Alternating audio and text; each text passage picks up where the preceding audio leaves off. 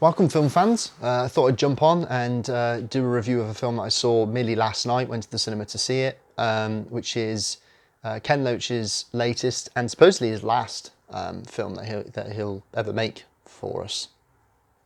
Certainly a film production, which is The Old Oak, and that represents his.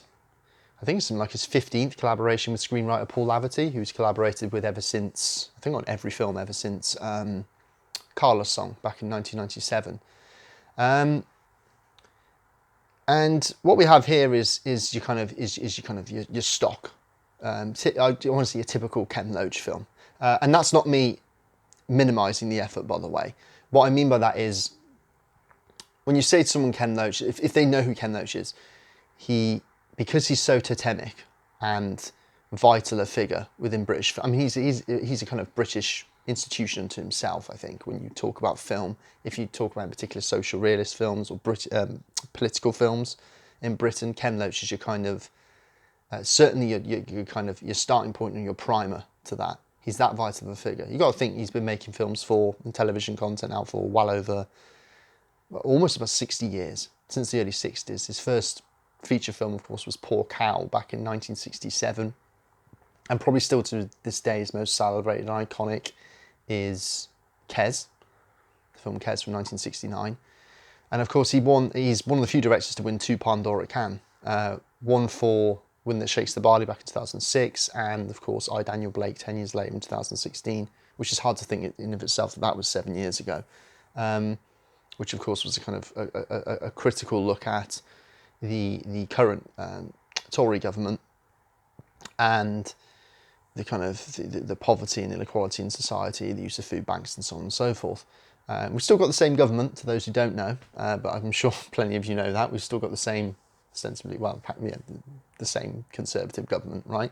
So, and his last 3 films have actually represented a kind of loose thematic trilogy of films set in the North, actually. So this is, you could argue, a kind of an end to that thematic trilogy and run of films. But so this film's set in Durham, a mining town in Durham by the sea, and it starts with this kind of coach of Syrian migrants, of refugees arriving in this town, only to be kind of greeted with kind of hostility and racial abuse from a lot of the locals, and the character of Yara, who's one of these Syrian refugees, comes off the coach and she's taking photos. She has this kind of nice camera with her, and it's she's accosted by one of the locals, and he smashes her camera, and this leads to her kind of being approached by a more sympathetic individual, TJ, played by Dave Turner, who I think was this kind of small. He played small parts in Loach's 2 previous films, I, Daniel Blake and Sorry We Missed You, and now is elevated to kind of lead role in this film. He's a former firefighter, actually. That's an interesting fact for you. Whereas the actress who plays Yara, who is Ebla Marie, I had to write that name down. Ebla Marie is a theatre teacher, actually. So that's where she was kind of found, and they strike up a kind of friendship. He shows her more sympathy, Yara more sympathy, and invites her into this pub. Because TJ owns this pub, the kind of the last surviving pub in this town called the Old Oak, where the film's title comes from. And he takes her into this back function room, which no one's really went in, hasn't been used as a function room for roughly 20 years, and kind of finds these old cameras for her. And says, exchanges in, you can probably get a new one or get that one fixed. And in this room are kind of like, because this is a former mining community, and TJ's father was a miner. There's this sense of kind of history to the place, and you see all these pictures of this mining community throughout essentially a lot of the 20th century, of mining disasters, of the strikes, the '84 strike, of course. Pictures of the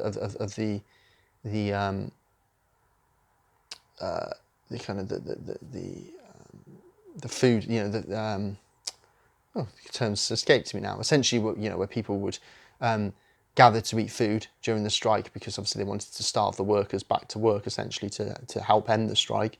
And there, and under one of the photos is this quotation of those who eat together stick together, and that becomes the kind of the theme, the real core theme of this film. That being, of course, solidarity. And so they strike up this friendship, and the pub becomes this site because you have, of course, the locals and the regulars that always go in there, and they kind of want to start to use this function room.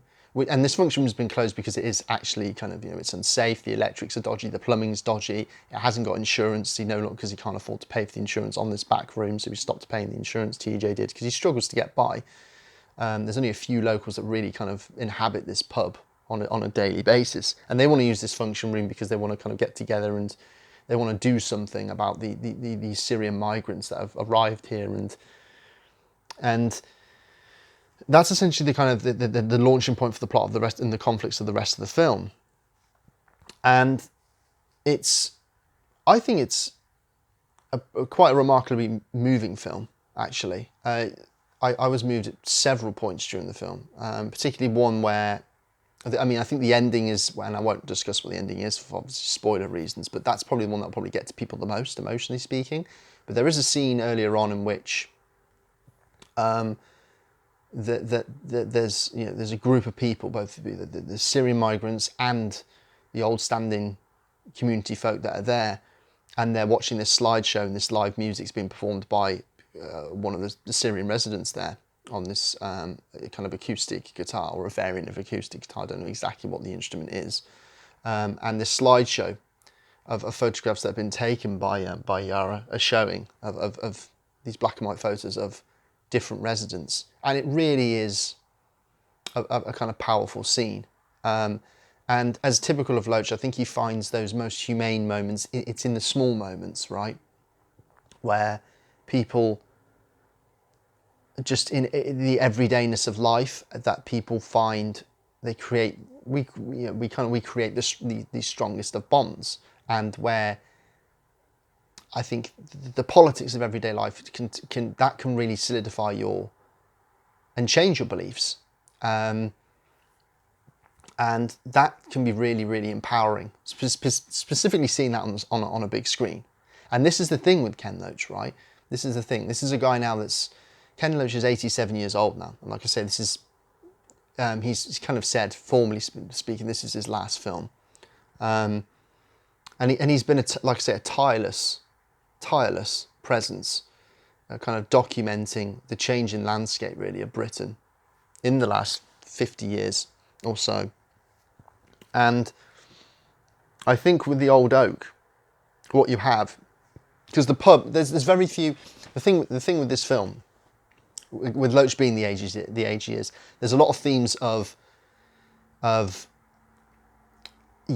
of like loss and mourning, but Loach is clever enough not to get too entrenched in, caught up in that kind of what Wendy Brown calls leftist melancholia, right? Which is just about the thing that characterises the left wing, so the political left wing, is lamenting about the old days and being kind of like stuck in that mindset and not being able to move forward. Loach is, yes, there's a melancholy to his films, but obviously he always finds humour in his films, and it is there in this film as well. But he manages to kind of provide hope as well, and hope is a kind of powerful political force, actually. And with this film, it's characterised by the pub itself, right? It's called The Old Oak. What does that really symbolise? It's the last vestige of community, for whatever that represents for people here. And it's falling apart. It's just holding on, but this oak nonetheless is strong, but it's old, and it's just hanging on. And you have the literal symbolism of the front of the pub and then the divide of the function room that hasn't been used for 20 years, which holds this kind of the ghosts of the past. And I think there's some element of actually Loach being somewhat kind of reflective here on his own position within film culture, similar to how like Scorsese was with The Irishman, and that's an odd comparison, but Scorsese in The Irishman was making a kind of self-referential film about gangster mythology and Scorsese's own contribution to it, and then it kind of became this kind of look at aging and mortality.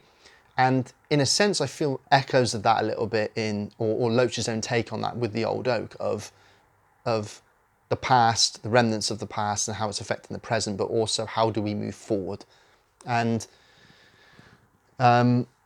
so that I think haunts the film, because there's very few locations in the film. The pub really is the central location, and a few of course the domestic spaces that people occupy, like Yara's home and TJ's home, being really, those are really the main locations. In fact, there's really one powerful scene that's set in Durham Cathedral, and it's the precise reason it's so powerful is because it seems like this otherworldly space with this 1,000 years plus of history into this building, and it's used to create, because Yara goes there and she's really moved by the building, and this is again another powerful scene with the choir doing choir practice and singing, and she's reminded of all the ruins of the buildings back in Syria where she's fled and left, so that connection is made between kind of buildings and spaces containing history and how important they are. And she wonders what will become, what will Syria be in 1,000 years from now herself. It's a really, really powerful scene that probably is the crystallizing scene in the film in terms of the themes.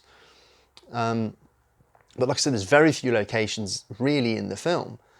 And that's also to help symbolize how very little there is left.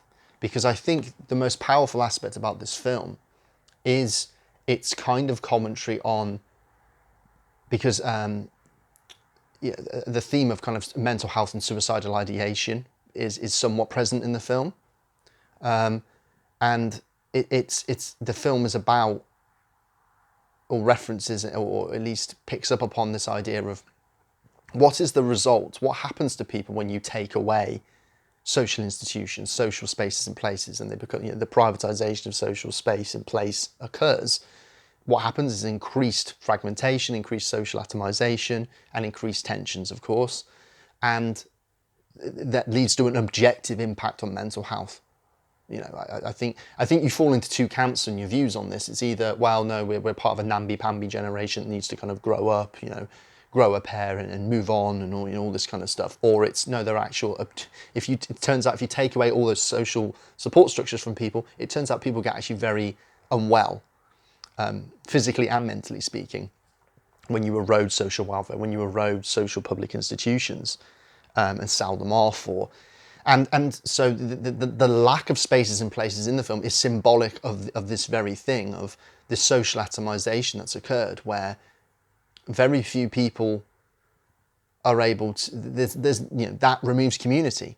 And I think it's really, really powerful using the pub as a site of the last symbol of that, because what are pubs if not potentially kind of sites of communal togetherness, of what people on the left, which would call like consciousness raising. The idea that you could go into a pub after work and let's say you've had a shit day, you go in and you talk to someone, and it turns out your problems aren't just your problems are their problems, and you listen to them and their problems are your problems. And that's how intersubjective understanding and empathy comes about, and that's how political consciousness occurs, that's how consciousness raising occurs. It's no mistake that you can kind of map the decline of pubs to the kind of decline of a kind of particular form of socialization. And I love the fact that this film picks upon that point, the kind of the importance of pubs as a communal space. And so we've seen a lot of empowering scenes in the film where this back room is used as a kind of a food canteen for people who can't afford to eat every day of the week, or have to choose between feeding their kids and feeding themselves. So it's, as with Loach, it risks for some people, I think, being a bit on the nose, a bit didactic. Maybe you could argue a bit kind of contrived and predictable, I think. But I think that's only the case because the truth resides in that. You know, sometimes the truth is kind of predictable and obvious. We just don't like to talk about it and verbalise it that much. Well, Loach does. Loach likes to kind of make visible the everydayness of life and the relations between people that still exist. And like I say, that what comes out of this film are two main themes really, and that is of one of solidarity and one ultimately of hope. And that's really, really powerful, a really powerful note to end his film career on, as well as I think the film on as well, in general. And it's just, it's kind of interesting to, if you look at the backdrop to what's happened to Loach recently. Of course, he was expelled from the Labour Party essentially due to his association with Corbyn and so on and so forth, which don't want to get into the politics of that too much. But, and of course, we've had the Manchester mayor, right, recently, who was kind of barred from re-electing under running for re-election under Labour because of his his attending a kind of cultural event with Ken Loach, who then, because of that, he was guilty by association of being, I suppose, anti-Semitic. Again, there's a lot of things going on, I think, in Britain right now where it kind of evokes this, which credit to Loach, he doesn't make a film about that specifically. He'd rather make a film about, of course, what's big in the news at the moment is as it always turns up time and again, migration, the effects of migration, how do we stop migration or limit it? And because this film is set in 2016, because of course that's when the kind of Syrian refugee crisis really took hold with the kind of the Assad regime, and what I like about it is, as Loach sprinkles in actual details of this, and we again, typical of his kind of verite social realist style, you see not just his filmmaking, but you see, of course, a combination in the film of kind of footage of aftermath of atrocities via recorded camcorder footage, and then you also see, of course, the photos that the character of Yara takes, which all kind of combine to give a specific truth, shall we say. I think that holds its power in a form of particular cinematic realism. So, yeah, I just think this film is, I think it is very much worth seeing, and it is sad to think that Loach will no longer make films. I mean, just a bit of context here. So I went to see this film last night. It was showing for one night. It had one showing, this film, one showing for one night. So that's why I went to see it. And in that screening there were, I think, including myself and a friend that I went with, 7 or so people. That's it. And you could say, well, that's the movie industry for you, right? But I think, I mean, I can only speak from my own experience that as I get older, I relate more to stories about real people, and the world, and I want to be connected to the world that I live in. Especially if you feel more estranged from it at times. I think that's far more important, and you can argue far more kind of radical act. And we need more of this cinema being visible, more so than I think than ever. And that's what I think the lesson of the film is that it's very easy to give into the kind of politics of despair, right? There's a lot of despair going on at the moment, and a lot of despair is depicted in the film. Okay, you have this in the film. TJ, the pub landlord, has a kind of really kind of strained relationship with his best friend who he went to school with, Charlie.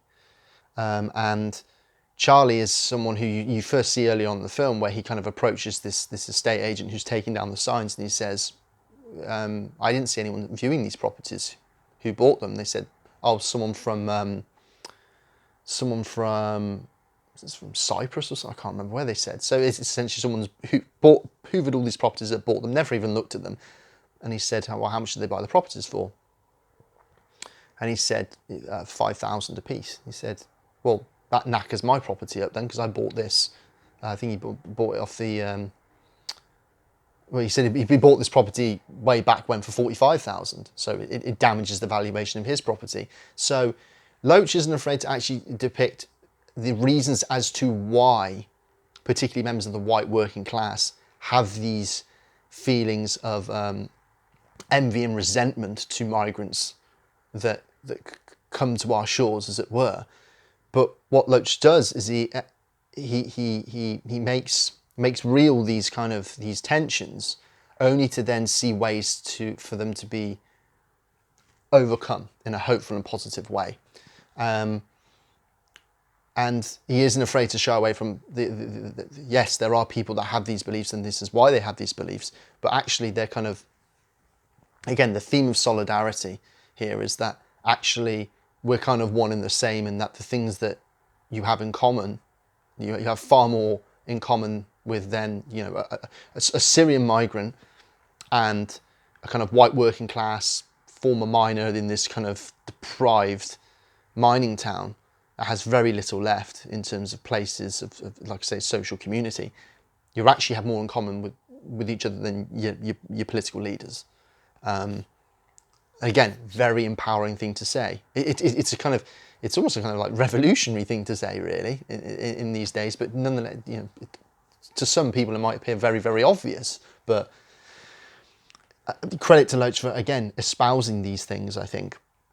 So yeah, I mean, you could argue that your enjoyment of this film does depend on your kind of receptibility to your receptiveness to certain politics and political views. But I think, nonetheless, irregardless of that, there's very few people left, particularly in Britain, but also around the world, really, that make films about these issues. The least you can say is that they are relevant and timely, and that Loach has always been a capable filmmaker of expressing everything from kind of empathy and anger to humour and warmth, and all those things come through in this film. So I think it's a very, very, if it is the end, a fitting end to his filmic career.